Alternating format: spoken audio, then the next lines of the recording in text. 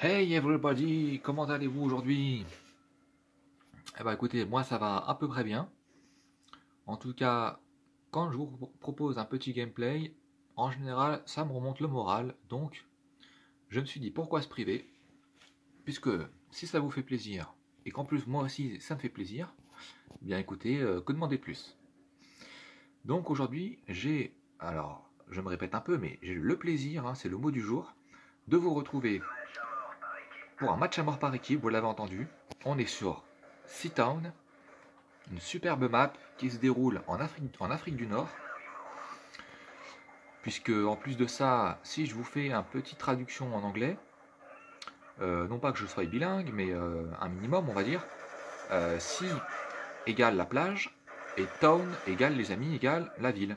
Donc on peut dire que c'est la ville à la mer, la ville pas loin du sable en gros quoi. Bon, j'imagine qu'on doit pas être très loin de la mer Méditerranée, hein. On aura reconnu un petit peu le cadre un petit peu à l'oriental, on va dire, de Seatown. Voilà, c'est une map, on voit là-bas, comment dire, il y avait des espèces de remparts, et puis tout autour de la map, on a le droit à la mer, hein. On peut le voir parfois quand on se prend un missile Predator, on voit la vue du ciel, et on voit qu'on n'est pas loin de la mer. Bon écoutez, après ce petit descriptif de la map, on va quand même rentrer dans le vif du sujet et parler du gameplay en lui-même. Donc vous voyez, le temps que je bavarde, mais je suis déjà à 4 kills, regardez là ici. Je suis déjà à 4 kills, donc j'ai débloqué des petits atouts spécialistes. Et fidèle à moi-même, je pars à l'aventure, hein. Je me dis pourquoi pas tenter une belle série d'éliminations. Puisqu'un début de partie comme ça, il faut le rendre, comment dire, il faut le rentabiliser, il faut essayer de faire quelque chose qui sort du lot.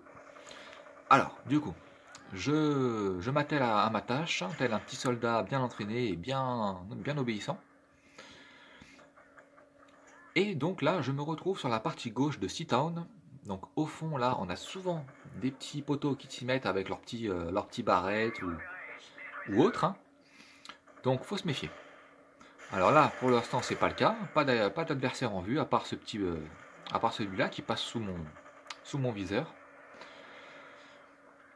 Alors, je profite d'avoir conditions extrêmes pour accélérer, hein, parce que là, avec conditions extrêmes, on a des poumons d'acier, hein. On est tel Blaise Matuidi, hein, pour ceux qui l'ont connu, ou même plus récemment N'Golo Kanté. Bref, vous l'aurez compris, on a un souffle du tonnerre, donc on y va, on accélère, on appuie sur le bouton du mode rusher, mais bon, faut rester quand même un peu aux aguets pour ne pas se faire interrompre sa série bêtement. Alors là, je débloque les atouts spécialistes, donc c'est génial. Ça veut dire que je suis donc à 7 kills, sans mourir. Voilà, celui-ci, je l'élimine vite fait bien fait. Je balance le radar portatif, je le récupère tout de suite, je vois qu'il n'y a pas grand chose dans le coin, à part les petits points qui se sont allumés, on va y aller tout de suite. Voilà, encore le petit point, je vais essayer d'aller chercher celui-là, et voilà, c'est chose faite. Donc cette petite MP7, vous l'avez compris, je l'apprécie énormément. C'est une arme qui permet de remporter des duels aussi bien à courte distance que des distances un peu plus éloignées. Donc moi, tout ce qui est arme polyvalente de ce genre, j'apprécie beaucoup. Donc là, vous l'avez vu, j'ai été faire le ménage, hein, pas besoin d'appeler Sheva, hein, moi je suis là tout de suite, Codecast, on fait le ménage, on dépoussière tout ça. Les petits tapis, là, je suis sûr qu'ils sont pleins de poussière, donc hop là, allez, c'est reparti, un petit coup de Swiffer. Non, plus sérieusement, on fait du kill, hein, vous l'aurez compris, on est à 3006. Voilà, c'est marqué là. Allez, on essaie de rester dans le rythme. Celui-ci, il m'a parterré, j'en profite. Encore un kill, 2 kills.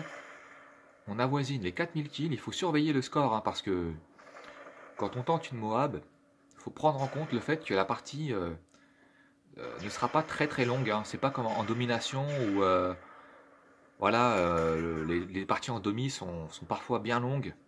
Si je me trompe pas, il n'y a même pas de chrono, je crois que c'est au score, hein, donc, tandis que là, quand on tente la Moab, faut essayer d'être efficace dès le début parce que On va pas tenter de Moab en arrivant à 3005 par exemple, hein. C'est évident. Donc voilà, je surveille que la partie n'aille pas trop vite, auquel cas j'adapterai mon style de jeu. C'est-à-dire, si je vois que la partie va trop vite, je vais devoir prendre plus de risques. Voilà, donc là, j'élimine celui-ci. J'ai vu qu'il y en avait un deuxième pas très loin. Je ne sais pas si lui il m'a vu, donc je ne vais pas m'avancer de trop. Voilà, je vais plutôt contourner un petit peu tout ça. Hop, celui-ci, je l'avais repéré grâce à silence de mort. J'ai entendu les bruits de pas plus forts. Hop, celui-là, je l'élimine. Mon allié, il me porte assistance. Donc ça, c'est vraiment super quand les alliés répondent présents, hein, tout simplement. Parce que la Moab, si tout le monde, enfin, si nos alliés se font un peu piétiner, ça rend les choses compliquées, voire impossibles. Allez, là j'ai bouclier, donc j'en profite. Ça me sauve la vie, je pense, parce que la Semtex, elle m'aurait peut-être eu autrement. Voilà, encore 2-3 kills à ajouter à ma série d'élimination. Au niveau des munitions, on est bien, hein, regardez.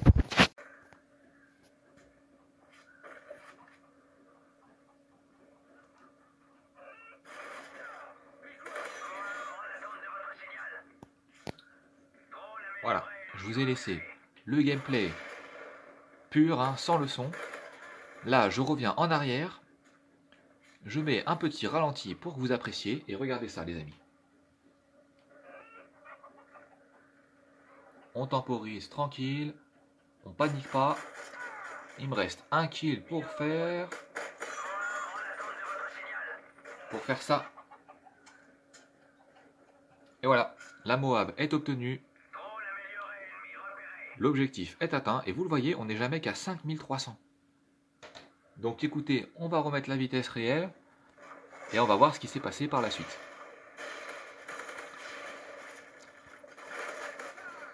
Allez, je vous laisse apprécier ça avec le son du jeu.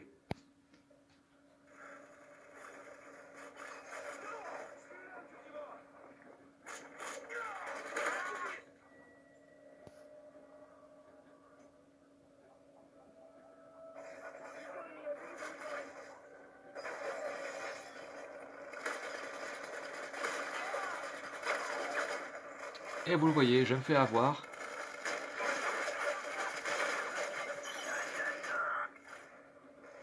Donc ma série prend fin à ce moment-là. Je balance la Moab.